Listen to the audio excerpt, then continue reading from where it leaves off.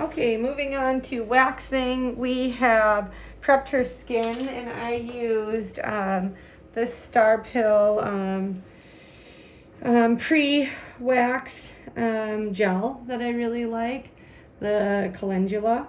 It's from the calendula line, so really like it. It gives her a little bit of a cool tingle to prep her skin with. Then I take this soothing tea tree ointment. I take just the littlest dab on my ring finger and I slide it on the tops of her lids. That's just to create a barrier if in case your girl gets a little wild with waxing. We're not trying to wax anybody's eyelids over here. Laura's a little bit of coarser hair, and I do like to use Star Pills honey soft wax on her, mainly when I'm doing her brows. Some of the other waxes that Star Pill has, I prefer different waxes on different people. I've got a couple hard waxes that I may choose to use, and I'm sure we've probably used those on Laura before because she does have a little bit more sensitive skin. And maybe for over the top, I could actually use that just to show you. Let's show you one, huh? Let's do it.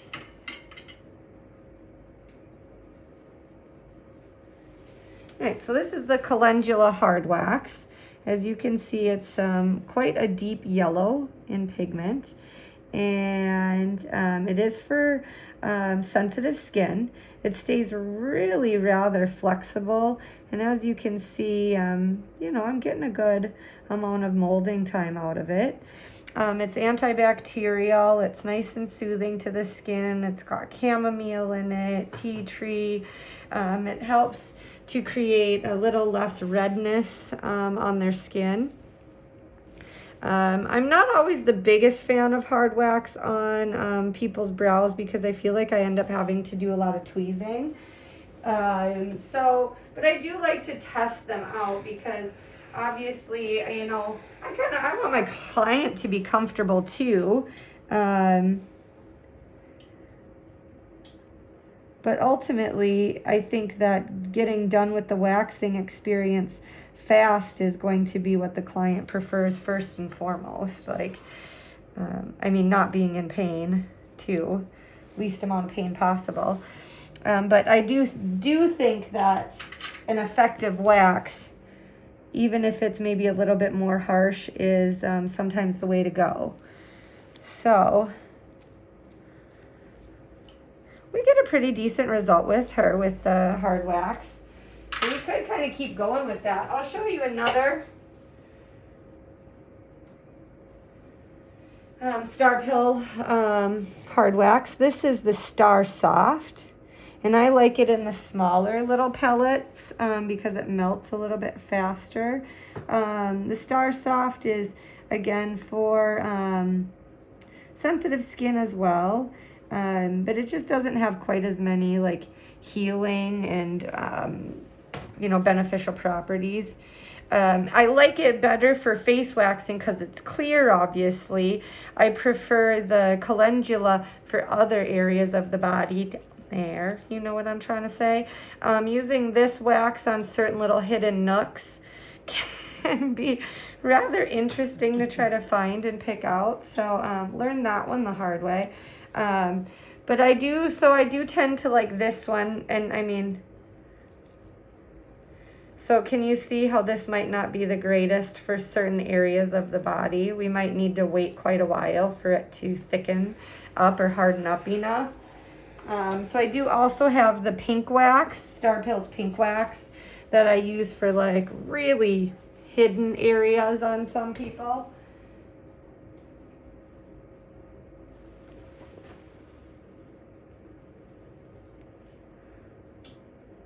So just giving you a little demo with all the variety waxes here.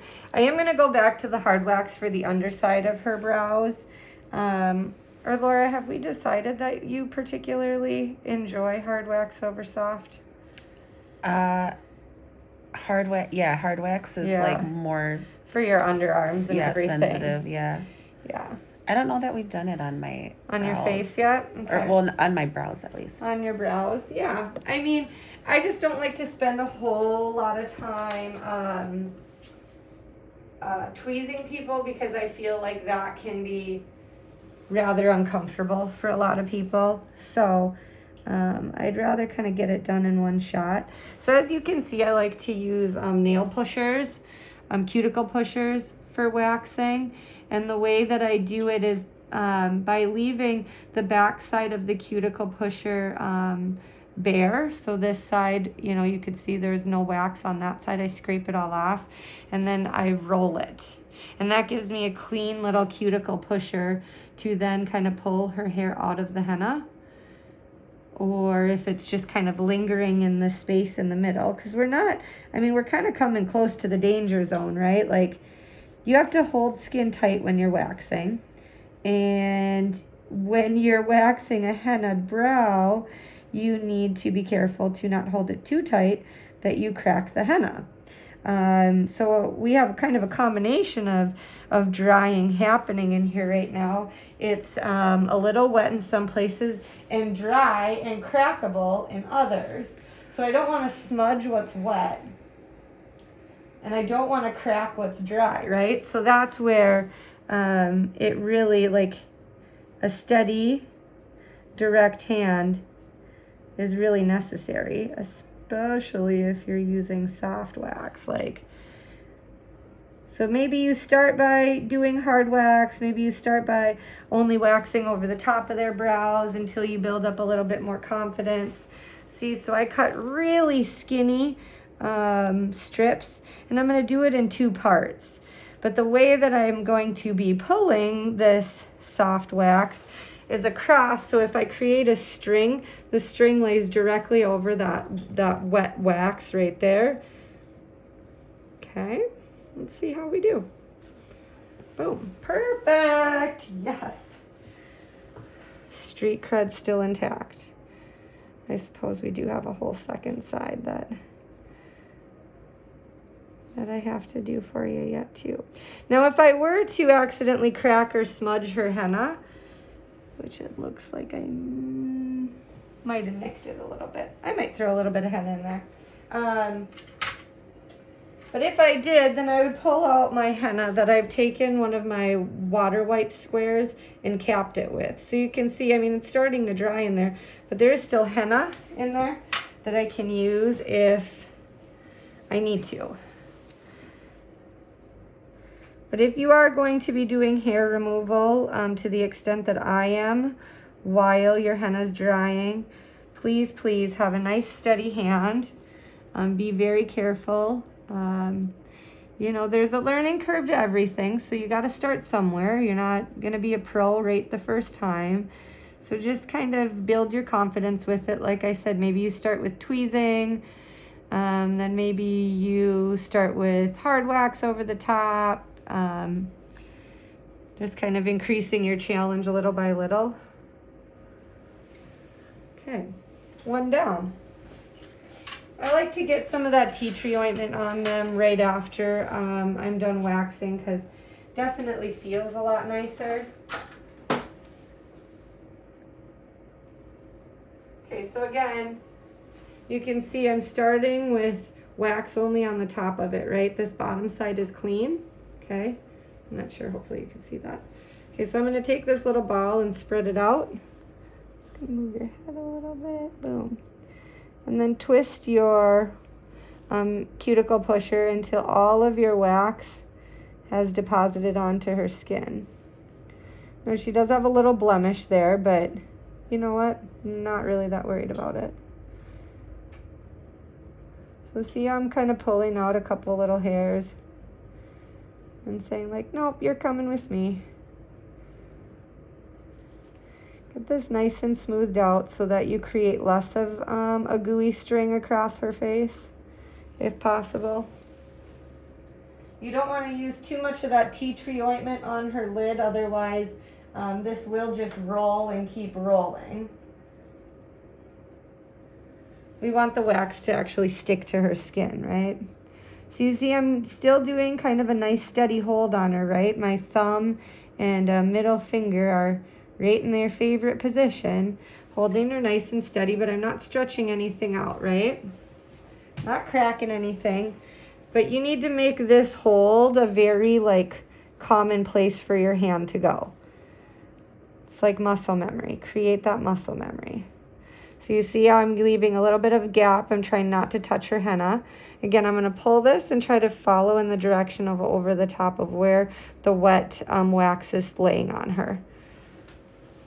Now the reason why I do it this way is because I found that if I waxed one side first and then I moved in, or I started here and then I did these in two separate sections, I found that I tend to overlap henna right in the, or rather wax right in the middle, and I accidentally lift people that way. So this is kind of my way of getting around that. This is what I found works best for me so that I don't lift my client.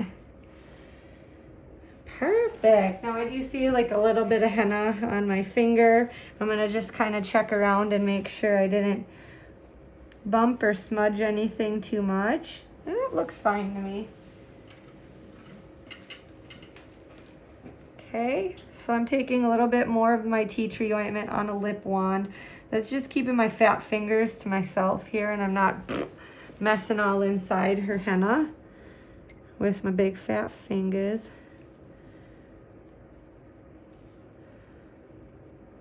So I'm what I call a resource guarder. People might talk about like a rescue animal like that. Like, oh, my dog's a resource guarder. He doesn't let anybody near his food. I'm a resource guarder with my implements. As you can see, I keep things around until I decide like, oh, okay, I'm actually really done with this. And then I throw it away. If you are somebody that works in a salon environment and you're an employee, you might be a little bit less like that. And if you are a business owner, a salon suite owner, self-employed, you might be really giving me the thumbs up behind the scenes right now. So you can see we've got little nicks of henna kind of flaking around. So we're getting really close to her henna being all the way dry. I tried to be a little careful how heavy I let her get on the insides of her brows, or rather where her hair is really, really thick in here. So this looks like it's already dry. Her tail, I did that double application down the inside of, or rather on the bottom line of her tail. So that looks a little wet over here still. This one is still wet quite a bit on the inside, but that's fine. I really only care about where this one is right now. When this one is ready, then I'm going to start removal. Since it's still a little bit wet, we're going to just keep going. And I'm going to tweeze anything that I see outside of the lines of my henna. I do tend to get pretty darn close to my line. And, you know, it might not be every hair that needs to come, you know, that needs to be pulled, tweezed. That's outside of it, but I do get fairly close. I may decide to tweeze more after I've done the removal.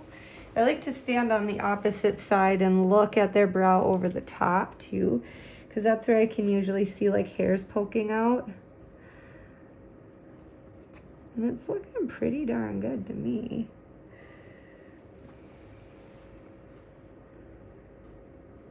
The tools that I'm using are Natalia's tools.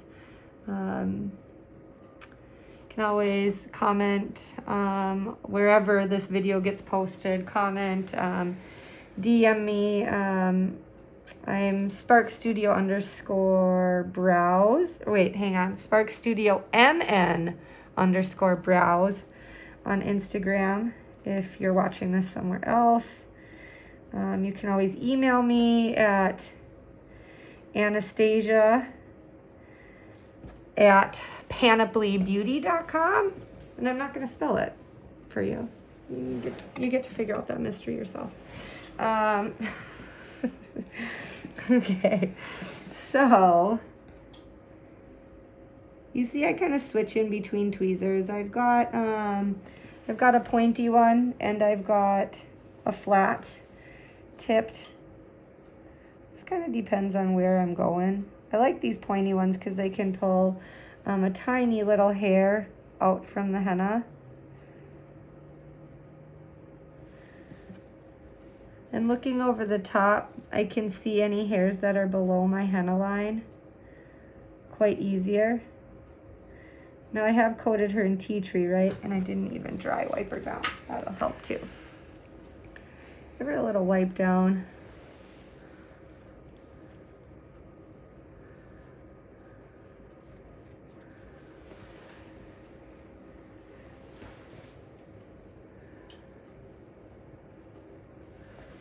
Might be able to grab those hairs a little bit more. Still feeling a little soft in places. So it's not quite ready yet, but we're getting there.